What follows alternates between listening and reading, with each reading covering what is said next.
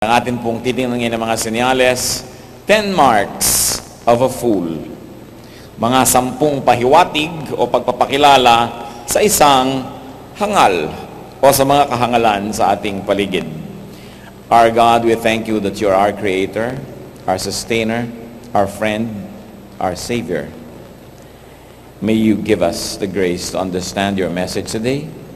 Salamat, Panginoon, dahil kami binigyan mo na naman ng isang pahiram na araw at mahaba na ang nangyari sa araw na ito'y patuloy mo pa kami tinatangkilik. Nawa, Panginoon, mapayapa ang aming loob at nang sa ganon kami makapagtuon ng pansin sa inyo. We like not only to increase our knowledge, but also we like to go deeper in our faith. And we like to soar up with wings like eagles, to go to higher levels of spirituality. So, Lord, give us a simple message, simple but powerful, simple that will set us free so that we can become fuller persons and better believers. Lord, may you be our speaker.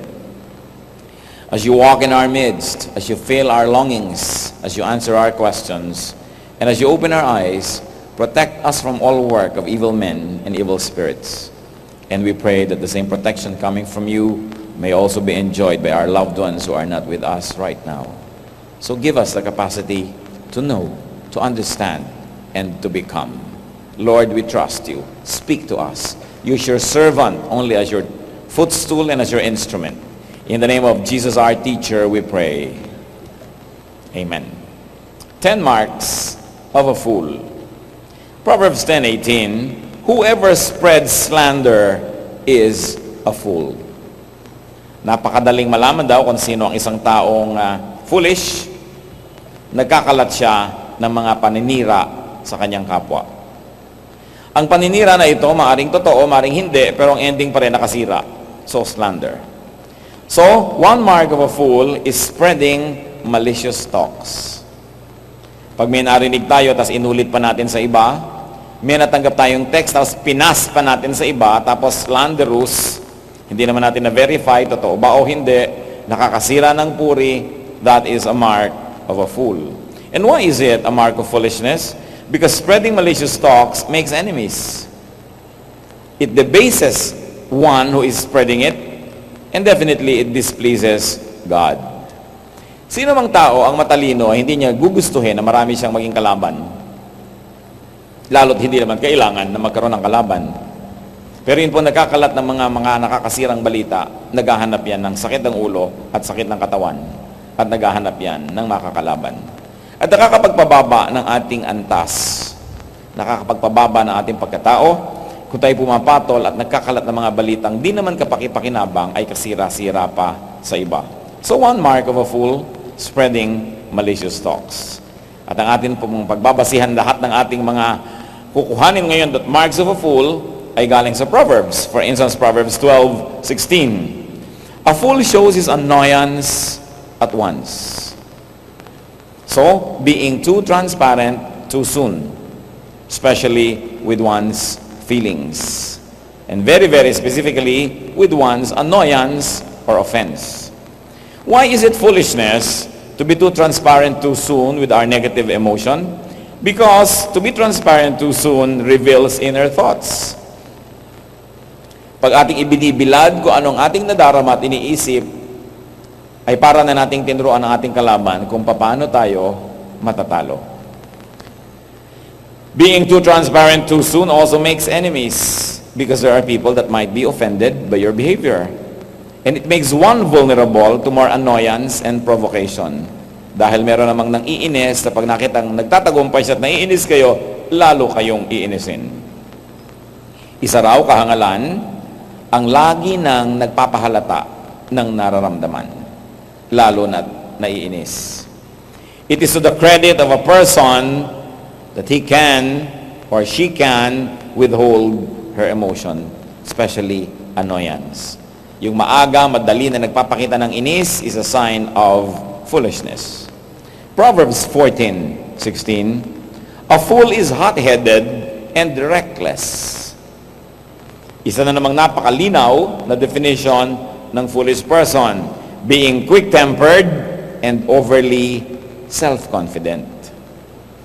Madaling mag-init ang ulo, Kanina, nagpapahalata ng inis. Ito naman, napakadaling mag-init ng ulo at walang pag-iingat. Marahil walang pag-iingat sa pag-handle ng kanyang init ng ulo. Hot-headedness leads only to quarrels, or to the hospital, or to the morgue, or to prison. Yan lang naman ang pinupuntahan ng mga may init ng ulo. Away, ospital, morgue, o kaya ay kulungan. Kaya ang marunong na tao, hindi pinapayagan ang simbuyo ng kanyang damdamin ang magsabi kung paano siya kikilos, gagalaw, o mabubuhay. Recklessness leads to loss, to damage, and to injury. Definitely. Akala niyo ba sikat sila pagka sila ng babato pag nagagalit, o kaya sumisigaw agad, nagpapakita agad ng kanilang displeasure? But the Bible tells us that this is a sign of foolishness. Proverbs 29:11. A fool gives full vent to his anger. Napapansin niyo po siguro magkakamag-anak itong mga pinag-uusapan natin. Isa daw pong kahangalan, yung pinagbibigyan mo ng lubos-lubos ang iyong galit. Wala ka nang tinimpi, wala ka nang tiniis, ipinahayag mo na ng buong buo, yung gusto mong suntukin, sinuntok mo, yung gusto mong batuhin, binato mo, yung gusto mong sigawan, sinigawan mo, yung gusto mong maglupasay, naglupasay ka nga. Losing control of emotion is a sign of foolishness. Isa sa mga sukatan ng pagiging totoong tao ay yung atin pong nakokontrol, nabibigyan ng direksyon ang ating damdamin. Why? Because anger destroys judgment. Nakikita niyo yung napakarami mga nakakulong sa death row, yung nakakulong sa life imprisonment o sa maximum security, nakapatay ng terribleng pagkakapatay, tapos pag tinanong mo kung bakit niya nagawa yun, sasabihin, pinagdimlan ng isip. Ibig sabihin kasi ang taong sobrang nagagalit, nawawalan siya ng katwiran. Dumidilim ang maliwanag, tumutuwid ang liko, na dapat ay talagang liko, nagagawa ang hindi dapat gawin. Anger also destroys diplomacy. Walang tao na makakapagmabutihan sa kanyang kapwa kung siya ay pinaghaharian ng galit at gustong-gusto niyang ipahayag ang galit na ito. Anger also destroys productivity. There are many people who could otherwise get good employment or who could get a good business or a good deal, but they become angry and they are ruled by their emotion at sabi na, wag na lang nga. At dahil sila ay pinagharian ng kanilang damdamin, maraming magagandang pagkakataon ang lumalampas. At alam po ng marami sa atin, anger also destroys the body. Pag ang tao ay nagagalit ay bumibilis ang pintig ng puso, tumataas ang presyon ng dugo, naiiba ang blood chemistry at merong biglang naninigas at namamatay na lang dahil sa galit. So kung hindi po natin kokontrolin ang galit dahil tayo banal, at least kontrolin natin dahil tayo matalino. Dahil nakakasira ng ating sariling kalusugan yung sobrang galit. And there is something mysterious about anger. Yung galit na pinagbibigyan, lalong lumalala at sumisidhi. Pero yung galit na nilalagyan ng limitasyon at nag-iisip-isip, bumabait-bait at humuhupa ang galit. Kung bakit ang galit parang apoy, pag lalo mong pinagalit, para mong ginagatungan, nilalagyan mo ng gasolina, lalong lumalaki. Kaya, ang matalinong tao, maliit pa lang yung galit niya, kinokontrol na. Nakita niyo po ang mga mag-asawa na tuluyan ang naghiwalay dahil lang sa mga konting galit na hindi kinontrol, nagsalita ng nakakagalit, nagalit naman yung kinakagalitan at nagsalita ng mas nakakagalit, nga tumaas ngayon ang galit niya hanggang nagpataasan na, hanggang mamaya either nagpatayan sila o talagang nagkasiraan na at nagkasira. Pero yung nagagalit at kinontrol mo ng konti, makakita naman ng katabi mo at kalaban mo na humupa ka, lumaba ang yung boses, bababa din siya, pababa ng pababa. So pinipili natin, ano pong gusto natin gawin sa galit natin? Palakihin pa yan o paliitin? Excessive display of anger trivializes issues. It is also one important aspect that we should think about when we remember anger. Pag sobra po tayong pinaghaharian ng galit, ng sigaw, ng panggigigil, nababaliwala ang katwiran.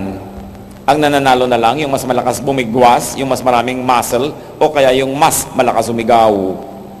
Pero Siyempre, ang mga taong marurunong, lalo na mga taong makadiyos, dapat ang nananaigay katwiran. Hindi kung sino ang mas malakas at mas makapangyarihan. Pero pagka nanguna na ang galit, at ang galit po may magic yan, nakakapagpalakas. Pag galit kayo, parang kaya niyong durugin ang mukha ng katabi niyo eh. No? May ginagawa yan nakakaiba sa tao na nagkakaroon ka ng overestimation of your power and strength. And really, because adrenaline is pumped into your blood system when you're angry, sometimes you really become very, very strong. Only to regret about it when the damage had been done. So pag merong anger, wise people control their emotion. Foolish people lose control of their emotion and even takes pride in it. Another wrong with excessive display of anger is that it debases a person. Ang isang taong sobrang nagpapahayag ng kanyang galit ay nagpapababa sa kanyang sarili. There are many people who do crazy things when they're angry, only to be sorry later. When you're angry and you express it to the full, you make a clown of yourself. And people like to watch clowns. Kaya nakikita nyo ang mga tao, gustong-gustong nanonood ng nag-aaway na dalawang babae o kahit dalawang lalaki. Bubuyuan ka pa niya mga, sige nga, ganun pala, susulsulan ka. Kasi gusto nila na magsampalan kayo, magsaksakan kayo. Nagtataka ko sa mga tao na may mga nakakalat na bituka dyan, nanonood pa. Because people can be so cruel and because a lot of people are also foolish. So don't be a clown and be the entertainment fair for people who have nothing better to do. Also, Proverbs 15:5 gives us another clue. A fool spurns his father's discipline. So, another mark of a fool, rejecting parental correction. Sabi sa Biblia, isang malaking kahangalan ang pagtanggi sa pagtutuwid ng magulang. Siyempre, ang sinabi lang dito, father, como ang kultura ng Israel, masyadong makalalaki, pero hindi naman puwera dyan yung mother. It can just mean parent. Parents are heaven's most faithful ambassadors. What do you mean? Kung meron pong office on earth that can most closely resemble and represent the economy of God, the rule of God, the love of God, it is the office of the parent. Ang pag-ibig ng magulang ang pinakamalapit na siguro sa pag-ibig ng Diyos. Sapagkat ang pag-ibig ng magulang ang walang patakaran, tinatanggap ka kahit ano pa. Kung sa tingin ng iba, ikaw ay made of horror, sa iyong magulang, ikaw ay made of honor. Kung ang tingin ng iba sa'yo ay bobo, ang tingin ng magulang mo sa'yo, slow learner. Di ba? Kung ang tingin ng sakit ng mga iba sa sakit mo ay galis, ang tingin ng nanay mo, allergy. Ang sarap ng may magulang. So bakit mo tatanggihan ang pag-ibig ng magulang? Kasi sabi, it is a foolishness. A fool spurns his father's discipline. Maliban na lang ang magulang natin ay talagang psychopath, abnormally deranged. Akala mo naman merong abnormally deranged. Dapat sundin natin ang magulang. Kasi walang iniisip ang magulang kundi kabutihan natin. At least 99% of the time, maaasahan natin yon. Yung ikakabuti natin. Pero ang mga kabataan kasi iniisip nila, their parents are out to destroy their fun, to take away life from their life, and to make their life miserable. But the Bible is clear about this. A fool spurns his father's discipline. Rejecting parental discipline means rejecting what could be the purest form of love known to humanity. Rejecting parental correction means rejecting love, wisdom, and sincere concern. Rejecting parental correction can mean rejecting nature's greatest source of protection, of care, and of nourishment. Because parents are nature's way of giving. Kaya napakalaking bagay na pinahahalagahan natin ang pagtutuwid ng magulang, hindi lang ng ating biological parent, naging kung sino man ang nagiging magulang sa atin. May pag-ibig, may pagmamahal, may concern. Proverbs 13:16, a fool exposes his folly. So another mark of a fool is laying open his foolishness. Siyempre, kung ikaw ay may pangit na bahagi ng iyong katawan, ay halos napaka-modest mo dyan. Tinatakpan mo, inaayos-ayos mo. But a fool will expose his folly. Everyone has some folly. Lahat ng tao ay may mga kabalbalan. Lahat ng tao ay may mga kamalian. Lahat ng tao ay may mga kahinaan. Panapanahon lang. But only a fool would needlessly expose his folly. And why is it foolishness to expose your folly? Bakit kalugihan na ipaalam pa natin sa iba ang ating mga kahangalan, ang ating mga pagkakamali? Bakit po ito hindi mabuti? Because we need other people's trust. We need people's esteem and respect. We need people's help. And how will you get trust, esteem, respect, and help if you have already exposed yourself to be a fool? Then people will avoid you. And behind the success of any person is great help received from others. We all need help in the beginning and, as they say, in the end. So you will not want to miss that. So you don't want to needlessly expose your foolishness. People who expose their foolishness and their folly lose all this goodwill that they need in life. Yung iba ay pinagmamalaki pa nila eh. Ipamamalita pa ang mga di karapat-dapat na ginagawa nila. Ipagsasabi pa. Akala mo isang napakalaking karangalan na maging ganun. Proverbs 10:23, a fool finds pleasure in evil conduct. Ito, danger sign. Having fun in being bad. That is a sign of foolishness. Tayo po mga tao nagkakamali. May nagagawa tayong mali, may nasasabi tayong mali, pero yung taong matalino, pinagsisisihan ang maling ginagawa niya.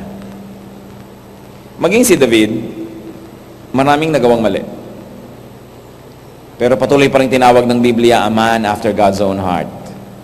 One of the probable reasons is, whenever David would commit a mistake, he really sincerely repents. Talagang sincere, with tears, with weeping, ang paghingi niya ng tawad sa Diyos. Ang isang taong hangal, nakagawa na ng mali, natutuwa pa. Hindi nagsisisi, hindi nagdadalawang loob, ipinamamalita pa. Take note of people who find pleasure in evil. They are fools. Pag natutuwa tayo na may ginagawang kabalbalan ng iba, it means we are fools. Because wise people must be grieved when something is wrong. Pag hindi po tayo nalulungkot dahil mayroong maling nangyayari, o may napapahamak, may nasasaktan, may nasasalanta, meron tayong dapat ituwid sa ating kalooban. So that's one mark of a fool, having fun in being bad. Proverbs 17:16, a fool has no desire to get wisdom. Madali namang malaman kung sino naghahanap ng karunungan at sinong umiiwas dito. But one mark of a fool is lacking thirst for wisdom. Feeling, of course wrongly, that he is good enough and wise enough, therefore, they don't listen to advice. Fools don't listen to advice. They don't seek advice, and when you advise them, they hate you. When you correct them, they hate you. Ang tunay na marurunong, pag itinutuwid, kahit nasasaktan, nagpapasalamat. Napakadali pong sumang-ayon sa isang tao kahit siya'y baluktot. At kung sumasang-ayon tayo, baka pa tayo mailibre ng merienda, baka pa tayo maregaluhan, o at least matuwa siya sa atin. Mahirap gawin ang sumalungat. Kaya kung may sumasalungat sa atin, lalo't alam naman natin talagang mali tayo, pasalamat tayo at sinasalungat tayo dahil yung tao nagpapagod para tayo maituwid, samantalang higit na mas madali na sumang-ayon na lang siya o huwag na lang makialam. We must value people who go out of their way to correct us. Ngayon, kung tayo naman may mga messianic complex, gusto natin i-correct lahat ng tao kasi may gano'n namang extreme sa kabila, tiyakin lang natin na we employ good timing, that we are polite to people that we want to help get corrected, and that our ministrations are welcome. Makikiramdam din naman tayo kung ayaw o gusto na tayo ay pakinggan. But this is one mark of a fool, lacking thirst for wisdom. Hindi nagtatanong kahit hindi naiintindihan ang isang bagay, pinagpapaliwanagan mo ay ayaw makinig, itinutuwid mo, nagagalit pa. Proverbs 18 verse 2, a fool finds no pleasure in understanding, but delights in airing his own opinions. At ito po, in polite society, this is a no, no, no. But of course, people who are impolite, people who are indiscreet, people who are foolish, do this, being too vocal with opinions. When people do not solicit our opinion, it is best kept inside us. But a fool equates learning only with pain and difficulty, so a fool does not want to learn. Sabi, a fool finds no pleasure in understanding. Paano po nalalaman natin kung hindi tayo matalino? Yung hindi natin alam last year, hindi pa rin natin alam last month, hindi pa rin natin alam ngayon, at siguro kung bibigyan tayo ng Panginoon ng 100 taon pa para mabuhay, hindi pa rin natin malalaman. May mga taong ayaw matuto. Minsan nga, magbukas lang ng TV, hindi pa alam eh. Hindi niyo na ba ambisyon na malaman kung paano pinapaandar ang microwave? O paano papaandar rin ang computer o isang bagay? Sabi, hindi ko kasi alam yan. Okay, hindi niyo alam. Lahat naman ng tao, hindi alam niya sa simula. Pero bakit naman ang tagal-tagal lang, hindi niyo pa alam? At parang walang kaambi-ambisyong alamin. Isang senyales ito na dapat pansinin. Dapat yung hindi natin alam na kailangan nating malaman ay alamin. At ito isa sa mga kadalasan nangyayari sa mga may edad. Sabi, matanda na ako, ayoko na mag-aral niyan. Ano po, naghihintay na lang kayong kainin ng lupa. Kung gusto niyo pang mabuhay at magkaroon ng buhay ang inyong buhay, dapat marami pa kayong gustong alamin sa buhay. Dapat di tayo na pag-iiwanan ng panahon. Yung mga hindi nila alam ang agreement ng subject and predicate, at napakaraming taong ganito ang kalagayan, nakakalungkot. Hindi na alam ang agreement last year, hindi pa rin alam ngayon, at next year hindi pa rin yun alam. Wala naman kasi siyang ginagawa para alamin yun eh. Yung mga walang kamalay-malay sa ganito at sa ganyan, maraming bagay, hindi ko alam magluto. Kain ang kain, ayaw naman mag-aral magluto. Hindi niya alam magpaksiw last year, hindi niya alam ngayon, next year hindi pa rin niya alam yon. Hindi ba natin gustong palawakin ang ating isip? Alamin ang hindi alam? Puntahan ang di napupuntahan sapagkat napakalaki ng buhay at napakalaki ng planeta. Pero, foolish people are very vocal with their opinions. Kakambal yan ang sinasabi sa Proverbs 18:2. Hindi mo naman hinihingi ang kanyang punto de vista, sinasabi. So, huwag tayong ganon. We don't have to be needlessly transparent because we will only lose our credibility. And in a higher level of reasoning, you lose your mystery when you are too transparent. So do not always air your opinions unless people seek them. At saka, hindi tayo natin gusto yung taong laging may opinion. Ayaw niya ito, gusto niya yun. Lagi na lamang may giyera pagkasama siya. Lagi na lang kailangan kung may panig dito o panig sa kabila. It's tedious and it's tiring. And you will notice that you get invited less and less to events because you're always airing opinion and picking up a fight. Hindi naman po bali magkamali sa buhay eh. Ang malungkot lang, yung paulit-ulit na lang yung pagkakamali na yun, hindi na nag-i-improve. Yun na lang nang yun lagi. Bakit ba may Biblia? Hindi lang para tayo gabayan na makarating sa mga ulap at sa mga kalangitan. May Biblia para gabayan tayo sa ating daily life so we can make the most out of life. In fact, even Jesus said, I came that they might have life and have it abundantly. Have it to the full. That means even the minute details of our lives must be corrected so we can get the most out of life. Proverbs 26:11, as a dog returns to its own vomit, so a fool repeats his folly. At yan po yung binabanggit na natin kanina, one mark of a fool, and it's the last in our list today, repeating foolish acts. Normal, hindi ka taka-taka and up to a great degree, katanggap-tanggap ang nagkakamali.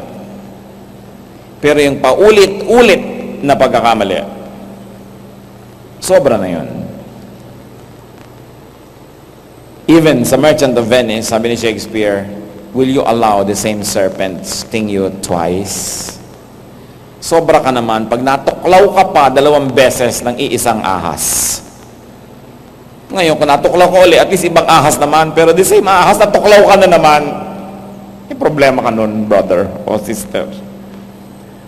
Yung eto na naman, nakakalimang nobyo ka na, yun na naman, paulit-ulit na lang, na mali na naman, nakakasampung hiwalay ka na, hanggang 20, hindi ka pa rin yata matututo. So, kailangan natututo ang tao. Hindi katakataka nagkakamali. Pero katakataka yung paulit-ulit.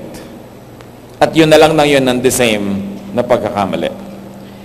To commit a mistake is understandable, but to keep repeating the same mistake is not. Fools, according to the Bible, keep on doing the same wrong things. They keep on taking the same wrong paths. And they keep on saying the same wrong words.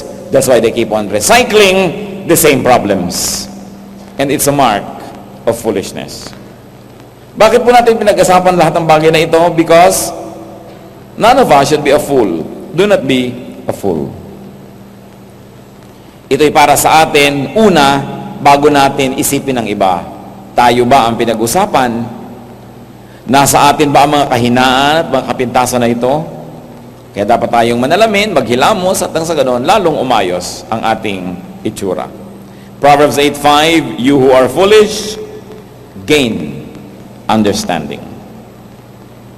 A foolish who knows that he or she is foolish is actually already wise. Because it takes wisdom to know that you are a fool. So pag nasabi mong, ay, mali ako, nag-uumpisa na kayo maglakbay patungo sa pagiging tama. Ang napakahirap ay yung mali na hindi niya alam na mali siya o ayaw niyang aminin na mali. Kasi wala kang magagawa tungkol doon.